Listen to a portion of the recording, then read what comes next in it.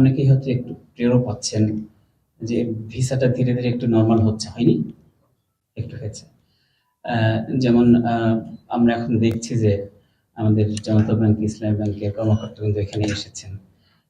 আমাদের অনেক ডেলিগেশন এখানে ভিজিট করে। আগে আমাদের প্রতিটা ক্ষেত্রে টেলিফোন করতে হতো। অনেক সময় এখন আমরা জানতেও পারছি না যে একটা ডেলিগেশন ভিজিট করছে। তার মানে ব্যাপারটা একটু ধীরে ধীরে নরমাল হচ্ছে। ভিজিট ভিসা হচ্ছে, কিছু ডোমেস্টিক ওয়ার্কার্স ভিসা হচ্ছে, ফ্যামিলি ভিসাও ধীরে ধীরে কিছু কিছু হচ্ছে, আমাদের কাছে খবর আসছে। হয়তো সংখ্যা এখনো খুব প্রবলভাবে অনেক বেশি না, কিন্তু হচ্ছে। আমরা আশা করছি যে এটি গ্র্যাজুয়ালি আমাদের জন্য আরো ওপেন হয়ে যাবে।